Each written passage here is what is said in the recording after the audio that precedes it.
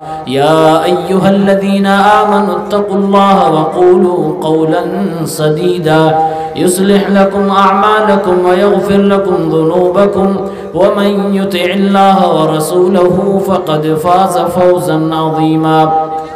أما بعد فإن خير الحديث كتاب الله وخير الهدي هدي محمد صلى الله عليه وسلم وشر الأمور محدثاتها وكل محدثة بدعة وكل بدعة ضلالة وكل ضلالة في النار. أعوذ بالله من الشيطان الرجيم. بسم الله الرحمن الرحيم. يسألونك عن الأنفال قل الأنفال لله والرسول فاتقوا الله وأصلحوا ذات بينكم وأطيعوا الله ورسوله إن كنتم مؤمنين. حاضرین مجلس، اسلامی بھائیوں، نوجوان ساتھیوں، پیارے بچوں، پردہ نشین ماں اور بہنوں، ایسی سچویشن میں تقریر کرنا بڑا مشکل ہوتا ہے کہ دائیں طرف کچھ لوگ ہیں، لیفٹ میں پوری تعداد ہے، سامنے بس لوگ ہیں، بکھرے ہوئے لوگ ہیں، ادھر دیکھوں میں ادھر دیکھوں کہ سامنے دیکھوں. بہرحال آپ لوگ جہاں بیٹھے ہیں اچھی جگہ بیٹھے ہیں، اپنی جگہ پہ جم کے رہیے. کچھ دیر انشاءاللہ آپ کے سامنے کچھ باتیں رکھی جائیں گی اور ایک بہت ہی بہترین موضوع لے کر میں حاضر ہوا ہوں. امید ہے کہ اس موضوع اور اس ٹاپک کا تعلق گھر گھر سے ہوگا بلکہ ہر فرد سے ہوگا. آج ہم اور آپ دنیا میں انسانوں کے درمیان رہتے ہیں، ہمارا تعلق انسانوں سے ہے. ہم ماں باپ کے ساتھ رہتے ہیں، بھائیوں کے ساتھ رہتے ہیں، رشتہ داروں کے ساتھ رہتے ہیں، دوستوں کے ساتھ رہتے ہیں. اور جب ایک ساتھ رہتے ہیں تو ایک ساتھ رہنے کی وجہ سے آپس میں ایک دوسرے سے دل بھی ملتے ہیں. سوال آپ سے میں کرنا چاہتا ہوں، یہ دل ہم اور آپ خود ملا سکتے ہیں یا اللہ ملاتا ہے؟ کوئی جواب دو بھائی، میں پوچھ رہا ہوں آپ سے. یہ دل ہم خود ملاتے ہیں یا اللہ ملاتا ہے؟ میں جائز جگہوں پہ دل ملانے کی بات کر رہا ہوں، یہ سوچ کے. ہمارے جوان اور نوجوان جواب دینے میں زیادہ جلدی نہ کریں. میں آپ کی گرل فرینڈ کے تعلق سے نہیں پوچھ رہا ہوں. صحیح جگہ پر ایک مسلمان سے جو محبت کرتا ہے، وہ جو دل اس کے لیے احساس رکھتا ہے، ایک بیٹا اپنے باپ سے، یہ سب دل جو ملانے والا ہے کون ہے؟ اللہ رب العالمین. معلوم یہ ہوا کہ ایک مسلمان دوسرے مسلمان سے محبت کرے، یہ اللہ کی طرف سے ہوتا ہے. اسی لیے اللہ کے نبی صلی اللہ علیہ وسلم کی حدیث ہے، اللہ کے نبی صلی اللہ علیہ وسلم ارشاد فرماتے ہیں کہ ایک انسان کا دل اللہ تعالیٰ کی دو انگلیوں کے درمیان ہوتا ہے. یقلب کیف یشاء، اللہ تعالیٰ جیسے چاہتا اپنے بندے کے دل کو ہیرتا پھیرتا ادھر ادھر پلٹتا رہتا ہے. اس لیے اللہ کے نبی دعا فرماتے ہیں، یا مقلب القلوب ثبت علی طاعتک، اے میرے مولا، اے دلوں کو الٹنے پلٹنے والے میرے دل کو اپنی اطاعت و فرمانبرداری کے اوپر ثابت قدم کر دے، اسے مضبوط کر دے، اس کو جما دے. یہ دعا کیوں کی جا رہی ہے کہ اے اللہ دل کو اپنی اطاعت اور اپنے دین پہ ہمیں مضبوط کر دے، ہمارے دل کو وہاں پر لے جا کر ثابت قدم کر دے. کیوں؟ اس لیے کہ دل اللہ کی انگلیوں کے درمیان ہے. ایک بات ہمیں سمجھ آ گئی. دوسری بات یہ ہے، آج مسلمانوں کے حالات دیکھیے. میں آپ کے اس دیار میں، آپ کی اس جیا جوری میں غالباً میں 5ویں بار آیا یا 4تھی بار آیا، آپ لوگ بتائیں گے. نہیں پہچانتے مجھے؟ پہچانتے ہیں نا آپ لوگ؟ اناؤنسرنگ نہیں کی گئی، اس کا مطلب یہ نہیں ہے کہ آپ مجھے نہیں پہچانتے. اس لیے نہیں کی گئی کیونکہ آپ مجھے آلریڈی جانتے ہیں اور پہچانتے ہیں، آپ اچھی طرح سے جانتے ہیں. کئی سال سے آپ کے اس علاقے میں اس گاؤں میں آ رہا ہوں. اس گاؤں کو میں اپنا وطن مانتا ہوں، اپنا گھر مانتا ہوں. اسی لیے میں عام انسانوں کی طرح، عام لوگوں کی طرح آپ میں مل جل کر رہتا ہوں اور شاید اس علاقے کو میں سمجھتا ہوں. آپ یہ بتاؤ، آپ کے گاؤں میں، آپ کے آس پاس میں لوگوں میں دشمنیاں ہیں کہ نہیں ہیں؟ ہیں؟ دشمنی ہے کہ نہیں ہے بھائی؟ سب میٹھا میٹھا ہے؟ نہیں، بہت سارے چہرے دیکھنے کو نہیں مل رہے ہیں، مطلب دشمنی ہے۔ دین کا کام ہے پھر بھی نہیں آئے، نہیں گئے، سپورٹ نہیں، مطلب دشمنی ہے۔ دشمنی کا لیبل بہت آگے جا چکا ہے۔ اس دشمنی کی خلیج کو مٹانے کے لیے، اسے ڈھانپنے کے لیے، ختم کرنے کے لیے ہمیں اور آپ کو کیا کرنا چاہیے؟ سب سے پہلے جانیں کہ دشمنی ہوتی کیوں ہے؟ کیوں ہوتی ہے؟ لین دین میں کیوں ہوتی ہے دشمنی؟ بہت ساری وجوہات ہوتی ہیں، لیکن دشمنی کی ایک اہم وجہ میں آپ کو بتا کے جا رہا ہوں۔ دشمنی بہت ساری اس لیے ہوتی ہے کیونکہ بیچ میں کوئی لگانے پھنسانے والا آ جاتا ہے۔ یہ ریزن سمجھ آیا آپ کو؟ دشمنی، بہت ساری دشمنیاں، عداوتیں اس لیے ہو رہی ہیں کیونکہ بیچ میں کوئی آگ لگانے والا آ چکا ہے، کوئی جلتے میں پٹرول ڈالنے والا آ چکا ہے، کوئی سازش کرنے والا آ چکا ہے، جس کی وجہ سے دشمنی بہت آگے تک پہنچ جاتی ہے۔ آج میں انہی سازشی لوگوں کے تعلق سے آپ کے سامنے بات رکھنا چاہتا ہوں۔ آئیے سب سے پہلے سیرت کے جھروکوں سے ایک واقعہ آپ کو سناتا ہوں۔ اللہ کے نبی صلی اللہ علیہ وسلم نے بڑی محنت سے عرب کے لوگوں کو آپس میں بھائی بھائی بنایا تھا۔ آپس میں لوگ ایک دوسرے کے دشمن تھے۔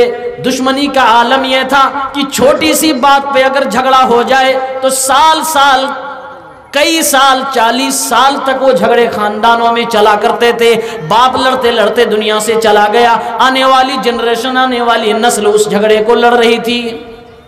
قرآن کریم سورہ آل عمران کی آیت نمبر 3 میں آیت نمبر 103 میں اللہ رب العالمین نے ارشاد فرمایا، اذ کنتم اعداء فالف بین قلوبکم فاصبحتم بنعمتہ اخوانا۔ اے میرے پیغمبر، اے قرآن کریم کو پڑھنے والے مسلمانوں، اے مہاجرین، اے انصار، یاد کرو تم اس زمانے کو جب تم آپس میں ایک دوسرے کے دشمن تھے۔ ان کنتم اعداء، اذ کنتم اعداء، تم آپس میں ایک دوسرے کے دشمن تھے، اللہ نے تمہارے دلوں کے اندر محبت ڈال دی۔ محبت ڈالنے والا کون؟ اللہ رب العالمین۔ اللہ رب العالمین احسان جتلاتے ہوئے فرما رہا ہے، تمہارے دلوں کو میں نے ملا دیا۔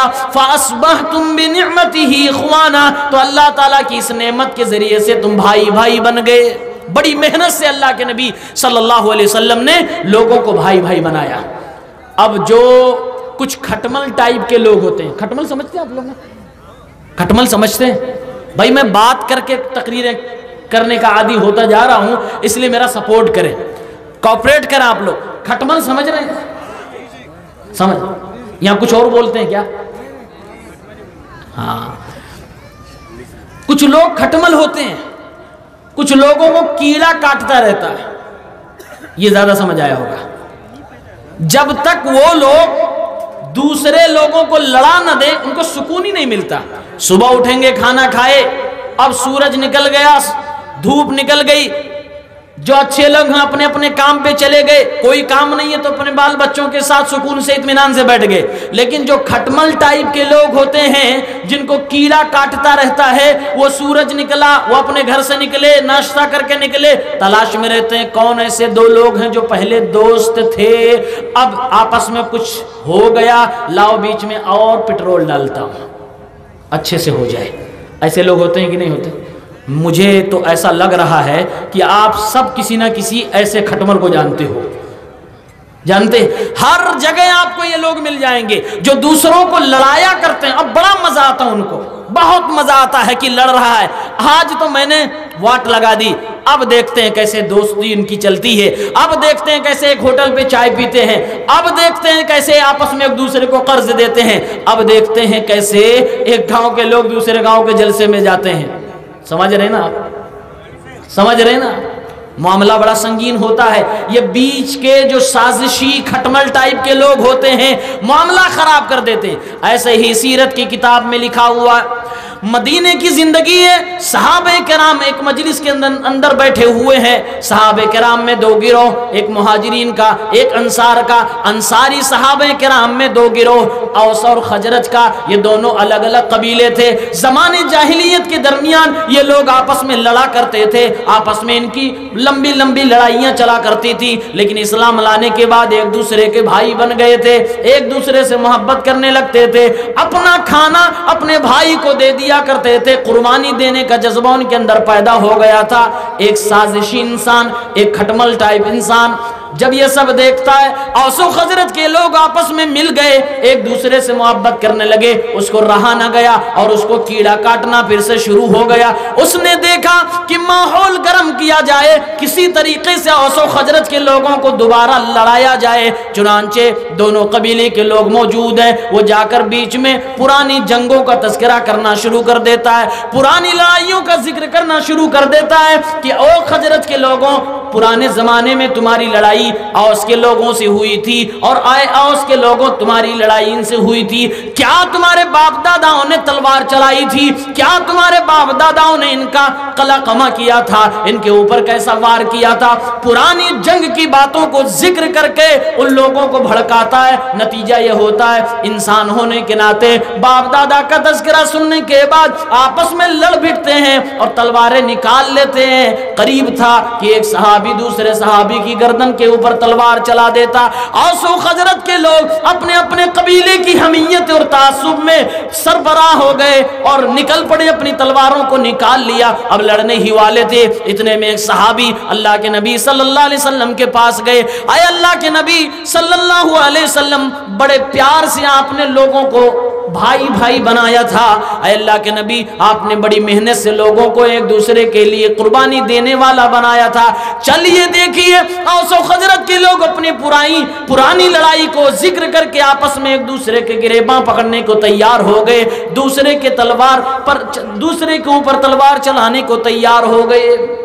اللہ کے نبی کو خبر ملی کہ اتنی محنت سے میں نے لوگوں کو اکٹھا کیا تھا، بھائی بھائی بنایا تھا، اور یہ سب لڑنے کو تیار ہو گئے۔ بھاگے بھاگے پیارے پیغمبر آتے ہیں، دیکھتے ہیں صحابہ کرام سب غصے میں ہیں، اوس و خزرج کے لوگ غصے میں ہیں، لوگوں کے ہاتھ تلوار پر ہے، بس یوں تلوار نکالے کہ لڑائی شروع ہو جائے، ماحول پورا گرم ہے۔ لڑانے والا کھٹمل ٹائپ سازشی انسان پورا گیم کھیل کے چلا گیا، صحابہ کرام کو لڑانے کی پوری کوشش کر کے چلا گیا۔ میرے نبی کریم صلی اللہ علیہ وسلم کو اللہ تعالیٰ نے لیڈری کا پورا ہنر دیا تھا، آپ ایک قائد تھے، ایک رہنما تھے، کریٹیکل مسئلے میں اور مشکل سے مشکل مسئلے میں اللہ کے نبی فوراً معاملے کو کنٹرول کر لیا کرتے تھے۔ اللہ کے نبی صلی اللہ علیہ وسلم سامنے آتے ہیں اور صحابہ کرام کو مخاطب کرتے ہیں، اے اوس و خزرج کے لوگوں سنو، فرمایا اللہ کے نبی نے، یا معاشر المسلمین، اے مسلمانوں کی جماعت، اللہ اللہ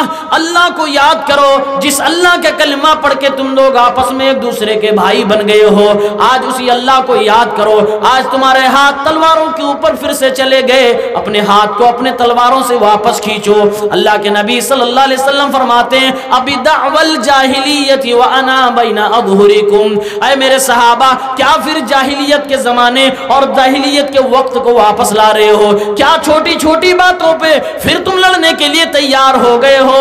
میں محمد الرسول اللہ تمہارے درمیان موجود ہوں، قرآن کی آیتیں ابھی بھی نازل ہو رہی ہیں، اللہ کا رسول تمہارے درمیان موجود ہے، اللہ کا رسول آیا ہے تب تم کو ہدایت ملی ہے، بعد ان ہداکم اللہ للاسلام، اللہ رب العالمین نے تمہیں اسلام کی ہدایت دے دی، واکرمکم بہ، اسی اللہ رب العالمین نے اسلام کے ذریعے سے تمہیں عزت سے نواز دیا۔ وہ اللہ رب العالمین اسلام قبول کرنے کے بعد تم لوگوں کو زمانے جاہلیت کی برائیوں سے، اس کے رسم و رواج سے نکال کر پاک کر دیا۔ وَاسْتَنْقَذَكُمْ بِهِ مِنَ الْكُفْرِ، تم کفر کی دنیا میں تھے، تم شرک میں ڈوبے ہوئے تھے، تم بے حیائی کے اعلیٰ مقام پر پہنچے ہوئے تھے، اسلام نے تمہیں شرک سے بچایا، اسلام نے تمہیں کفر سے بچایا، اسلام نے تمہیں بے حیائی سے بچایا، اسلام نے تمہیں برائی سے بچایا، تمام طرح کی گندگیوں سے نکال دیا ہے۔ اللہ رب العالمین نے تمہارے دلوں کو ایک دوسرے سے جوڑ دیا۔ وَأَلَّفَ بَيْنَ قُلُوبِكُمْ، اللہ کے نبی نے 5 باتیں ذکر کی۔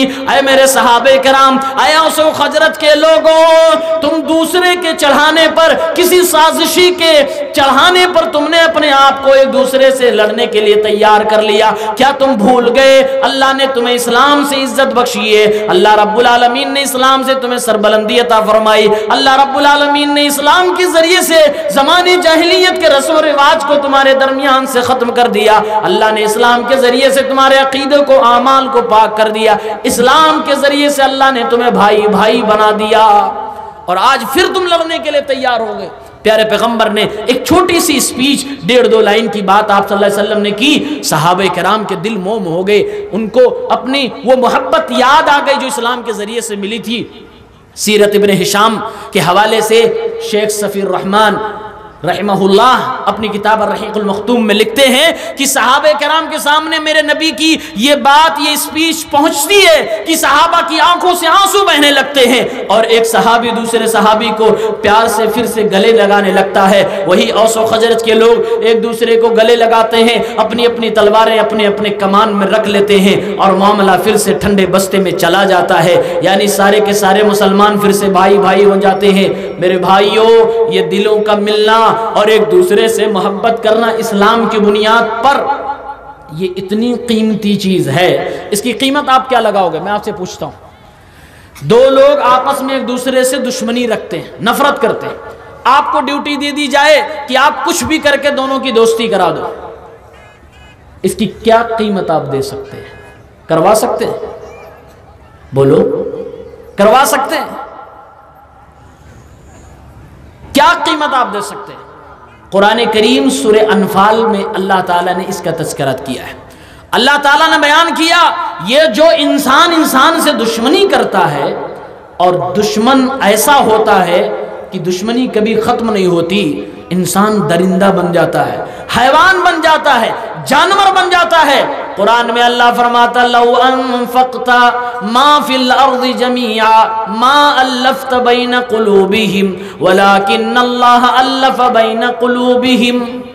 قرآن میں اللہ رب العالمین نے ارشاد فرمایا اے میرے نبی, میں نے آپ کے صحابہ جو آپس میں ایک دوسرے کے پہلے دشمن تھے, اسلام لانے سے پہلے ایک دوسرے کے دستوں گریباں ہوا کرتے تھے, اسلام لانے کے بعد ایک دوسرے کے دوست بن گئے, ایک دوسرے سے محبت کر بیٹھے. یہ دل کی دنیا کو جو میں نے بدلا ہے, اس کو بدلنے کے لیے اگر زمین اور زمین کے سارے خزانوں کو بھی آپ خرچ کر دیتے, ما الفتا, اے میرے پیغمبر کبھی بھی آپ ان کے دلوں میں محبت نہیں ڈال سکتے تھے. یہ اللہ رب العالمین نے کیا ہے کہ لوگوں کے دلوں میں محبت ڈالی اور ایک دوسرے کا بھائی بنا دیا ہے. قرآن نے یہ تعلیم دی ہے. قیمت کیا قرآن نے بتائی؟ پوری زمین کے خزانے کو ملا دیا جائے پھر بھی آپ ایک دل کو دوسرے دل سے نہیں ملا سکتے. یہ اللہ کی طرف سے ہوتا ہے. اللہ رب العالمین ہی اسلام کی بنیاد پر ایک دل کو دوسرے دل سے ملاتا ہے. آپ نے دیکھا کیسے اس زمانے میں وہ کھٹمل ٹائپ کا انسان صحابہ کی جماعت کو لڑانے کے لیے تیار ہو گیا اور سازش کیا, ادھر سے ادھر سے آگ لگایا اور معاملہ خراب ہو گیا. ایسے لوگوں کو کیا کہتے ہیں؟ ذو الوجہین. حدیث کے الفاظ کیا ہیں؟ ذو الوجہین, ڈبل چہرے والا, ڈبل اسٹینڈرڈ رکھنے والا. آپ کی بھاشا میں ایسے کیا بولتے ہیں؟ جو آدمی ادھر بھی ملا ہو ادھر بھی ملا ہو, ذو الوجہین. کیا بولتے اس کو؟ ہاں, دل بدلو. واو. اور کیا بولتے ہیں؟ میں کسی نیتا کی بات نہیں کر رہا ہوں کہ اس پارٹی کو چھوڑا اس پارٹی میں چلا گیا, ہم عام انسان کی بات کر رہے ہیں. آئیے حدیث پاک سنتے. صحیح بخاری کتاب المناقب حدیث نمبر 3494. اللہ کے رسول صلی اللہ علیہ وسلم ارشاد فرماتے ہیں تجد شر الناس الذي يأتي هؤلاء بوجه ويأتي هؤلاء بوجه. اللہ کے نبی فرماتے ہیں اے میری امت کے لوگوں, تم ایسے آدمی کو سب سے بدترین آدمی پاؤ گے. وہ انسان سب سے بدترین انسان ہوگا, سب سے برا انسان ہوگا, سب سے بد اخلاق انسان ہوگا جو ادھر لوگوں کے پاس فساد برپا کرنے کے لیے الگ چہرے سے آئے, پھر دوسرے کے پاس فساد برپا کرنے کے لیے الگ چہرے سے جائے. ہے تو انسان ایک ہی لیکن نیت اس کی گڑبڑ ہے. وہ 2 لوگوں کو لڑانا چاہتا ہے, 2 گاؤں کے لوگوں کو لڑانا چاہتا ہے, 2 قوم کے لوگوں کو لڑانا چاہتا ہے, 2 دوستوں میں دشمنی کرانا چاہتا ہے، اللہ کے نبی فرماتے ہیں ادھر جاتا ہے تو ادھر کی بات بتلا رہا ہے، ادھر جائے گا تو ادھر کی بات بتلائے گا۔ تجدوا شر الناس، یہ لوگوں میں سب سے بدترین انسان ہے۔ اور ایسے کے بارے میں میرے نبی نے ایک دوسری حدیث کے اندر ارشاد فرمایا، سنن ابو داؤد کتاب الادب کی روایت ہے، 4873 نمبر کی روایت ہے۔ اللہ کے نبی صلی اللہ علیہ وسلم فرماتے ہیں جس انسان کا چہرہ دو ہوگا، جس انسان کے پاس یہ کردار ہو کہ وہ ڈبل چہرے والا ہو، دل بدل کرنے والا ہو، ادھر جائے تو دوسرے شکل میں بات کرے، دوسرے انداز میں بات کرے، ادھر جائے تو دوسرے انداز میں بات کرے، دونوں کو آپس میں لڑانے کا کام کرے، جلتی ہوئی آگ میں پٹرول ڈالنے کا کام کرے، اللہ کے نبی صلی اللہ علیہ وسلم فرماتے ہیں قیامت کے دن آگ کی 2 زبانیں ایسے انسان کی ہوں گی۔ کیا سزا بتائی گئی؟ آگ کی 2 زبان کس کی ہوگی؟ جو 2 لوگوں کو لڑاتا ہے، جس کو میں کھٹمل بول رہا ہوں، جس کو میں وہ انسان بول رہا ہوں جس کو ہمیشہ کیڑا کاٹتا رہتا ہے جب تک 2 لوگوں کو لڑا نہیں دیتا ہے۔ ایک دلچسپ بات میں آپ کو بتاتا ہوں۔ ایک بار ایک مارکیٹ تھی، پہلے زمانے میں لوگ غلاموں کو بیچتے تھے، انسان بھی بکتے تھے، معلوم ہے؟ ایک آدمی اپنا غلام بیچنے کے لیے لے کر گیا، بولا کہ من یشتری ھذا الغلام، میرے اس غلام کو، میرے اس نوکر چاکر کو کون خریدے گا؟ بہت سستے داموں میں بیچ رہا ہوں۔ مارکیٹ میں خریدنے والے بہت سارے لوگ تو دوڑے دوڑے گئے، ہاں اتنا سستا ملا رہا، اتنا خوبصورت ہے، اتنا اچھا ہے، جوان ہے، طاقتور ہے، کام کرنے والا، کون نہیں اس کو خرید لے گا؟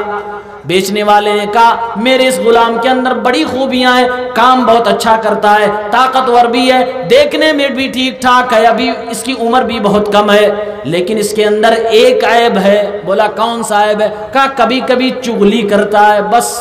کہا اس میں کون سی بڑی بات ہے، اس سے ہمیں کام لینا ہے، اس کی چغلی سے ہمیں کوئی لینا دینا نہیں۔ خرید لیا، اپنے گھر لے کے چلا گیا۔ خریدنے والا کون تھا؟ ایک راجہ تھا، بادشاہ تھا وہ خود۔ اپنے گھر میں لے کے گیا، اس نوکر کو رکھا، کام کروانے لگا، وہ گھر میں کام کرنے لگا۔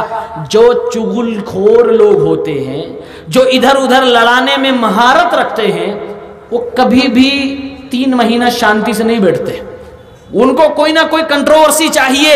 2 لوگوں کو جب تک لڑتا ہوا نہ دیکھ لیں ان کو سکون نہیں ملتا ہے۔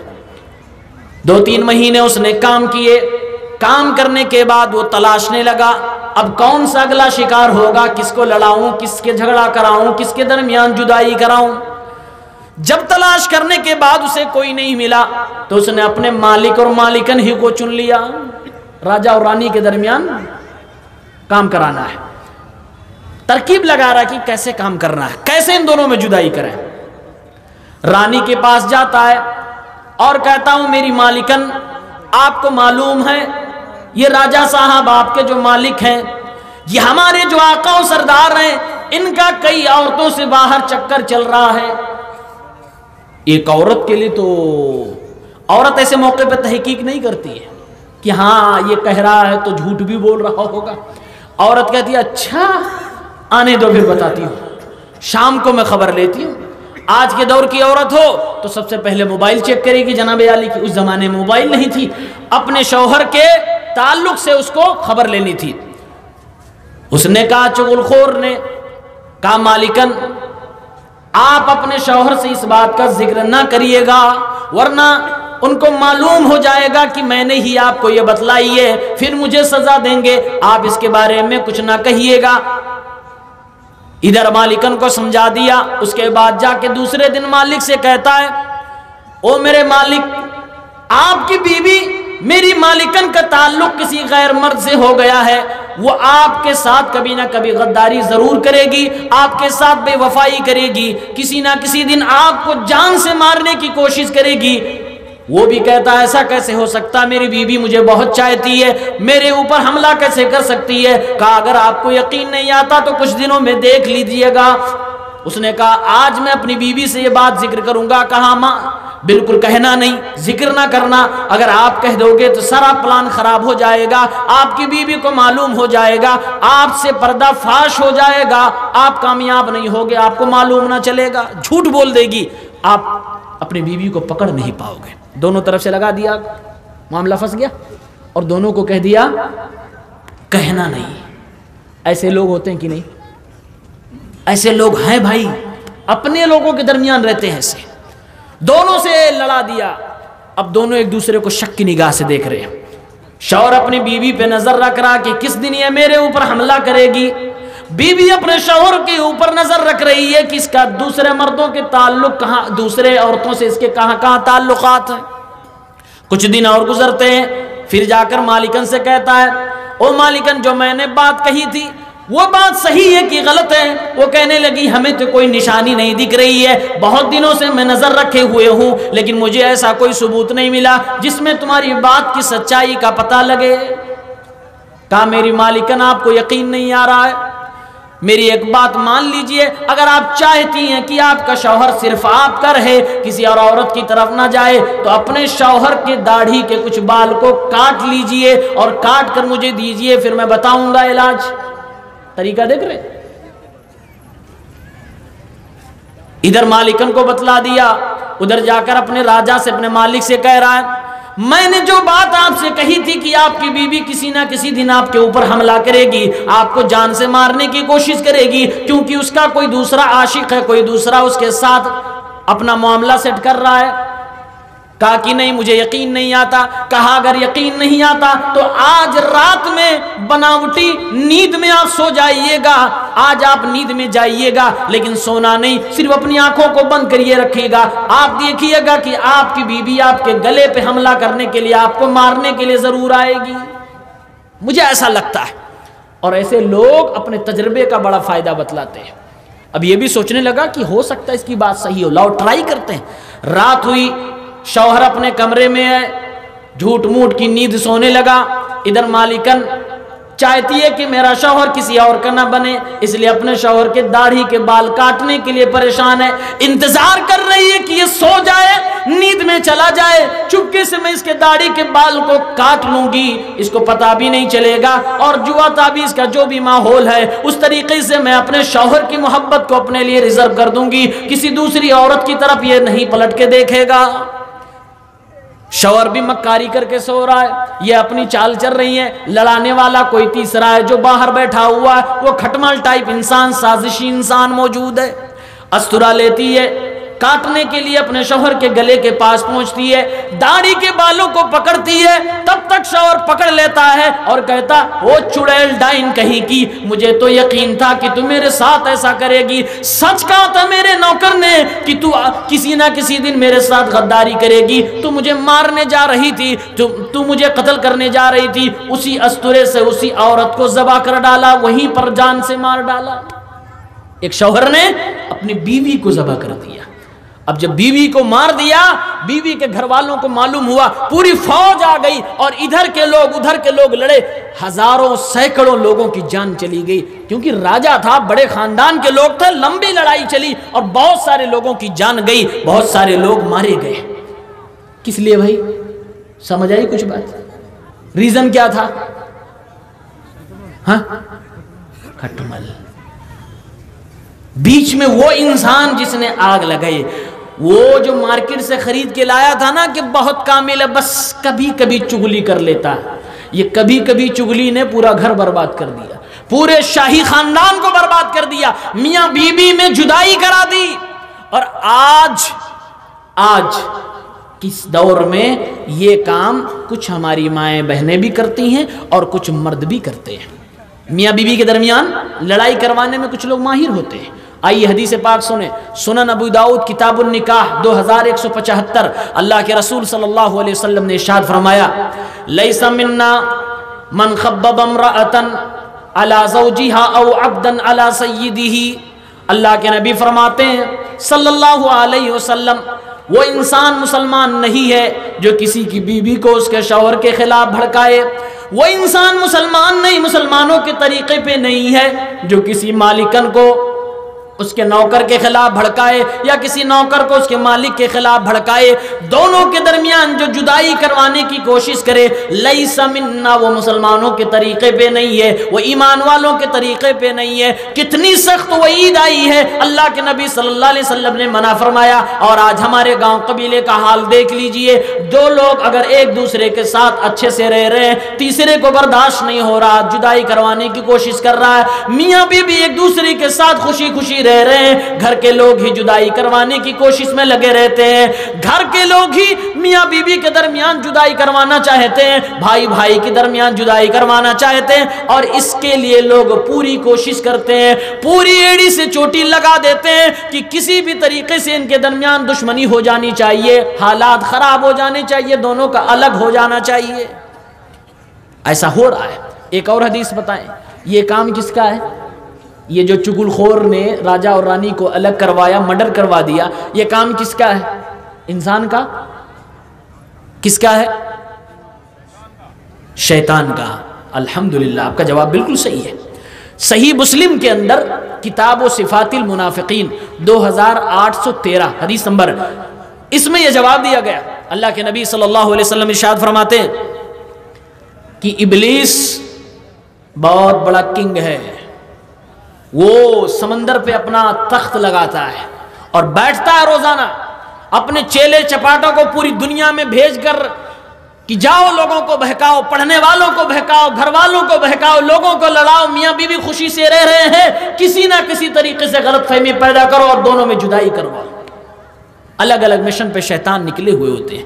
اللہ کے نبی فرماتے ہیں صلی اللہ علیہ وسلم، ابلیس اپنے تخت پہ براجمان ہوتا ہے، چیلے چپاٹے پوری دنیا میں ابلیس کا کام کرنے کے بعد شام کو ابلیس کے پاس واپس جاتے ہیں اور اپنا اپنا کارنامہ بتلاتے ہیں۔ اے میرے آقا، آج میں یہ کام کر کے آیا ہوں، آج میں نے فلاں کو نماز پڑھنے سے روک دیا، آج میں نے فلاں کو یہ گناہ کروا دیا، آج میں نے فلاں گھر کے اندر بے چینی و بے سکونی کو برپا کر دیا، آج میں نے دو میاں بیوی کو آپس میں لڑا دیا۔ حدیث کے الفاظ ہیں، ایک شیطان آتا ہے اور ابلیس سے کہتا ہے ما ترکتہ حتی فرقت بینہ و بین امراتہ، ایک میاں بیوی کا جوڑا تھا، بہت خوشحال رہا کرتا تھا، میں دونوں کے پیچھے پڑ گیا، میں اس وقت تک ان کو نہیں چھوڑا، میں ان کے پیچھے اس وقت تک لگا رہا جب تک کہ دونوں کے درمیان جدائی نہ کروا دیا، دونوں کے درمیان طلاق نہ کروا دی، اس وقت تک لگا رہا، خوب لڑایا، خوب غلط فہمیاں پیدا کروایا، ایک دوسرے کے بارے میں شک کروایا، اور اس کے بعد دونوں کو میں نے اتنا لڑایا کہ طلاق دینے پہ مجبور ہو گئے، ایک دوسرے سے جدا ہونے پہ مجبور ہو گئے۔ اللہ کے نبی فرماتے ہیں، حدیث کے الفاظ ہیں، ابلیس فیدنیہ منہ، اس شیطان کو اپنے سے قریب کر لیتا ہے اور ابلیس کہتا ہے نعم انتا، تم نے بڑا بہترین کام کیا ہے، تم ہی تو بہترین کارنامہ انجام دے کر آئے ہو، فیلتزمہ، اللہ کے نبی فرماتے ہیں ابلیس اس کو گلے بھی لگاتا ہے۔ اللہ کے نبی کی حدیث کیا بتلا رہی ہے؟ میاں بیوی کے درمیان جدائی کروانا یہ ابلیس کا پسندیدہ کام ہے، یہ ابلیس کا محبوب مشغلہ ہے۔ جو ابلیس کا کارندہ، جو شیطان یہ کام کر کے آتا ہے، ابلیس اس کو گلے لگاتا ہے اور کہتا ہے یو آر دا بیسٹ، تم سب سے بہترین ہو، نعم انت، تمہیں نے تو صحیح کارنامہ انجام دیا۔ اب اس کے آگے آپ خود فیصلہ کر لیجئے کہ جو لوگ میاں بیوی میں جدائی کرواتے ہیں وہ لوگ کیا کرتے ہیں۔ وہ ابلیس کا کام کر رہے ہیں، ابلیس کو خوش کر رہے ہیں، اور جدائی کرنے والے چاہے میاں بیوی کے درمیان کرائیں یا بھائی بھائی کے درمیان کرائیں، وہی کھٹمن لوگ ہوں گے، وہی سازشی لوگ ہوں گے۔ اسی لیے ہمیں اور آپ کو اس سے دور رہنا چاہیے۔ دو لوگ اگر آپس میں لڑ رہے ہوں تو ہمارا کیا کام ہونا چاہیے؟ صلح کروانا۔ کیا کرنا چاہیے؟ صلح کروا دیجیے، دونوں میں پیش اپ کرا دیں، یہ بہت نیک کام ہے۔ کتنا بڑا نیک کام ہے، آئیے اللہ کے نبی کی حدیث سنتے ہیں۔ سنن ترمذی کتاب صفت القیامہ 2509، یہ حدیث صحیح ہے۔ اللہ کے نبی صلی اللہ علیہ وسلم ارشاد فرماتے ہیں الا اخبرکم بافضل من درجۃ الصیام والصلاۃ والصدقہ، اے میری امت کے لوگوں، کیا میں تمہیں وہ کام نہ بتلا دوں جو نماز سے بھی زیادہ افضل ہے، جو روزے سے بھی زیادہ افضل ہے، جو صدقہ سے بھی زیادہ افضل ہے؟ کتنا بہترین کام ہے، نماز سے بھی زیادہ ثواب، روزے سے بھی زیادہ ثواب، صدقے سے بھی زیادہ ثواب۔ قالوا بلا یا رسول اللہ، اے اللہ کے نبی صلی اللہ علیہ وسلم ضرور بتائیے۔ اللہ کے نبی صلی اللہ علیہ وسلم فرماتے ہیں صلاح ذات البین، دو لوگ آپس میں لڑ رہے ہیں، دو گھر کے لوگ آپس میں لڑ رہے ہیں، دو خاندان کے لوگ آپس میں لڑ رہے ہیں، دو گاؤں کے لوگ آپس میں لڑ رہے ہیں، دو قبیلے کے لوگ آپس میں لڑ رہے ہیں، دو بستی کے لوگ آپس میں لڑ رہے ہیں، دو میاں بیوی آپس میں لڑ رہے ہیں، دو بھائی آپس میں لڑ رہے ہیں، جو لوگ بھی آپس میں لڑ رہے ہیں تم ان دونوں کے درمیان صلح کروا دو۔ یہ اتنا بڑا نیک کام ہے، میرے نبی فرماتے ہیں نماز سے بھی زیادہ بڑا ثواب ہے، زکات سے بھی زیادہ ثواب، صدقے سے بھی زیادہ ثواب۔ اور اگر کسی نے ایسا کیا کہ دو لوگ آپس میں لڑ رہے تھے اور بیچ میں جا کر کھٹمل بن کے اس کے اندر آگ لگانے کی کوشش کرتا ہے یا جلتی ہوئی آگ میں پیٹرول ڈالنے کی کوشش کرتا ہے، مزید دشمنی بڑھانے کا کام کرتا ہے، اللہ کے نبی صلی اللہ علیہ وسلم فرماتے ہیں وَفَسَادُ ذَاتِ الْبَيْنِ هِيَ الْحَالِقَةُ، دو لوگوں کے درمیان فساد برپا کرنا، دو لوگوں کو آپس میں لڑانا، یہ اتنا برا کام ہے کہ انسان کی زندگی میں جو دین ہوتا ہے، جو نیکیاں ہوتی ہیں، وہ ساری کی ساری برباد کر دی جاتی ہیں۔ دوسری روایت میں اللہ کے نبی صلی اللہ علیہ وسلم فرما رہے ہیں حالقہ، حالقہ کا مطلب یہ ہوتا ہے جس طریقے سے ہم جب نائی کی دکان پہ جاتے ہیں اپنے سر کے بال کو اتروانے کے لیے نائی ایک استورا لیتا ہے، بلیڈ لیتا ہے اور اس بلیڈ کے ذریعے سے میرے سر کے بالوں کو اتار دیتا ہے، سر کے سارے بال اتر جاتے ہیں، سر پورا کا پورا گنجا ہو جاتا ہے۔ اللہ کے نبی فرماتے ہیں جب ایک مسلمان اپنے بھائی کو لڑتا ہوا دیکھتا ہے اور دو مسلمانوں کو لڑتا ہوا دیکھنے کے بعد مزید ان کو لڑانے کی کوشش کرتا ہے، بجائے اس کے کہ صلح کروائے آپس میں ان کو اور لانے کی کوشش کرتا ہے، اللہ کے نبی فرماتے ہیں جس طریقے سے استورے سے سر سے بال اتار دیا جائے تو سارا بال گنجا ہو جائے، سارا سر خالی نظر آئے، ایسے انسان کی زندگی سے دین نکل جاتا ہے، ایسے انسان کی زندگی سے نیک اعمال نکل جاتے ہیں، اس کے سارے نیک اعمال برباد کر دیے جاتے ہیں جو یہ گھناؤنا کام کرتا ہے۔ کتنا برا کام ہے، بہت برا کام ہے۔ اللہ رب العالمین خود کبھی کبھار صلح کرواتا تھا۔ اللہ تعالیٰ نے دو انسان اگر آپس میں کسی بات میں الجھ پڑے اللہ نے بھی صلح کروائی ہے۔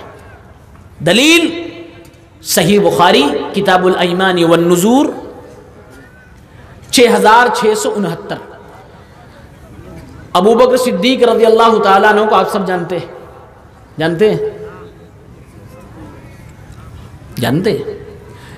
موٹی موٹی باتوں پہ بولا کریے ورنہ ایسا لگے گا کہ روزانہ 20 عالم کو سننے والی قوم اتنی جاہل کیسے ہو جائے گی۔ ابو بکر صدیق رضی اللہ عنہ کا نام نہ جانے؟ حضرت ابو بکر صدیق رضی اللہ تعالیٰ عنہ تمام نبیوں کے بعد سب سے افضل انسان، ان کی بیٹی حضرت عائشہ رضی اللہ تعالیٰ عنہ اللہ کے نبی کی بیوی ہیں۔ حضرت عائشہ رضی اللہ تعالیٰ عنہ پر الزام لگایا گیا زنا کا، بدکاری کا الزام لگایا گیا۔ لگایا کس نے؟ منافقین نے لگایا، رئیس المنافقین نے لگایا۔ ایک افواہ پھیلا دی گئی اللہ کے نبی کی بیوی حضرت ابو بکر کی بیٹی کا کردار صحیح نہیں، وہ لوگوں مدینے کی گلیوں میں لوگ باتیں کرنے لگے، حضرت عائشہ کے کردار پر گفتگو ہونے لگی۔ اس افواہ کے شکار کچھ صحابہ کرام بھی بن گئے، جس میں سے ایک حضرت ابو بکر کے رشتہ دار حضرت مصطح بن اساسہ رضی اللہ تعالیٰ عنہ بھی تھے۔ یہ اللہ کے نبی کے پیارے صحابی ہیں، مہاجر ہیں، لیکن حضرت ابو بکر صدیق رضی اللہ تعالیٰ عنہ کی بیٹی اما عائشہ رضی اللہ تعالیٰ عنہ کے کردار پر جو افواہ پھیلی تھی، اس افواہ کے بارے میں یہ بھی شک میں آ گئے تھے اور یہ بھی اس میں کہیں نہ کہیں ہاں میں ہاں ملانے لگے تھے۔ حضرت ابو بکر صدیق کو جب معلوم ہوا میری بیٹی صدیقہ عائشہ رضی اللہ تعالیٰ عنہ پر جو گھناؤنا الزام لگایا گیا، یہ میرا رشتہ دار مصطح بن اساسہ بھی اس میں شامل ہے، یہ بھی اس کو سچ ماننے لگا ہے۔ حضرت ابو بکر صدیق رضی اللہ تعالیٰ عنہ حضرت مصطح کو غریب ہونے کی وجہ سے ماہانہ خرچ دیا کرتے تھے، اناج دیا کرتے تھے، گلے دیا کرتے تھے، ان کو خرچے کے لیے مال و دولت دیا کرتے تھے۔ جب معلوم ہوتا ہے حضرت ابو بکر صدیق قسم کھانے لگتے ہیں، اللہ رب العالمین کی قسم ہے میں آج کے بعد سے اپنی بیٹی کے اوپر الزام لگانے والے، اپنی بیٹی کے اوپر الزام لگانے والوں کا ساتھ دینے والے مستہ کو ایک کوڑی بھی نہ دوں گا، کچھ بھی اس کے اوپر خرچ نہ کروں گا، میں اللہ کی قسم کھاتا ہوں۔ ایک صحابی ابو بکر صدیق، ایک صحابی حضرت مستہ، دونوں میں پھنس گیا معاملہ۔ قسم کھا لی ابو بکر صدیق نے کہ اب نہیں دوں گا کچھ۔ قرآن کریم سورہ نور کی آیت نمبر 22 نازل ہو گئی، اللہ تعالیٰ صلح کروا رہا ہے۔ کیسے صلح کروا رہا ہے؟ قرآن میں اللہ نے فرمایا وَلَا يَأْتَلِ أُولُو الْفَضْلِ مِنْكُمْ وَالسَّعَةِ، جو لوگ تم میں سے فضل والے ہیں، انعام والے ہیں، مال والے ہیں، دولت والے ہیں، جن کا دل بھی بڑا، جن کو اللہ نے بہت کچھ عطا فرمایا ہے، ایسے لوگوں کو قسم نہیں کھانا چاہیے کہ وہ مہاجرین کے اوپر خرچ نہیں کریں گے، مسکینوں پہ خرچ نہیں کریں گے، رشتہ داروں پہ خرچ نہیں کریں گے۔ ایسے نیک انسانوں کو، ابو بکر جیسے انسان کو تو قسم نہیں کھانی چاہیے تھی۔ یہ قرآن کی آیت ہے۔ پھر اس کے بعد اللہ تعالیٰ نے آگے کے ٹکڑے میں کہا الا تحبون ان یغفر اللہ لکم، ایسے لوگوں کو تم معاف کر دینا چاہیے، دل اپنا بڑا کر دینا چاہیے۔ اللہ رب العالمین نے فرمایا اے لوگوں، اے ابو بکر صدیق رضی اللہ تعالیٰ عنہ، کیا آپ یہ پسند نہیں کرتے کہ اللہ تعالیٰ آپ کو بھی بخش دے، آپ کو بھی معاف فرما دے؟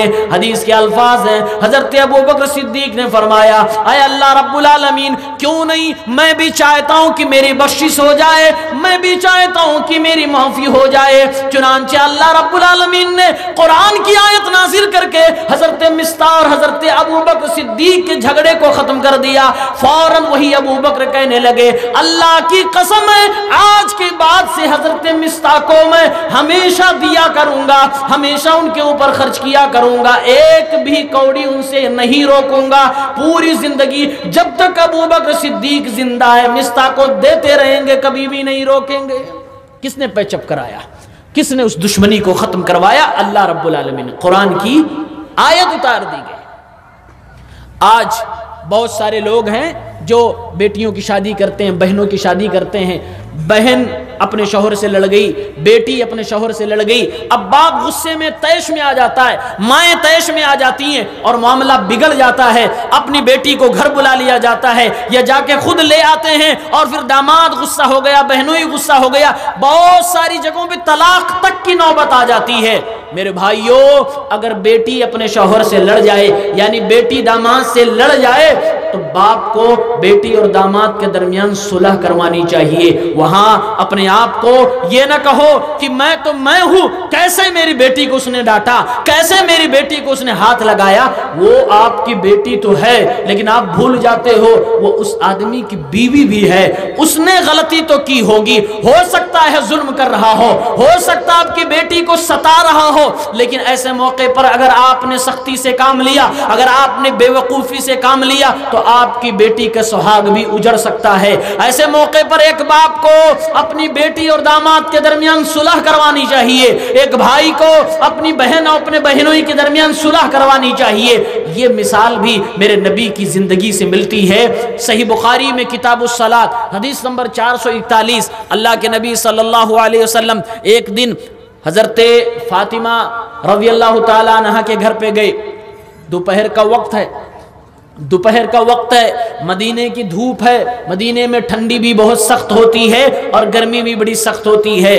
آپ کو یقین نہ آئے، آپ ہی کا ایک بہترین سپوت، ایک عالم اور فاضل، بہت ہی محنتی طالب علم، ہمارے دوست برادرم دلدار بھائی المدنی، ان سے پوچھ لیجئے، وہ مدینے میں 4 سال زندگی گزار کے آئے ہیں۔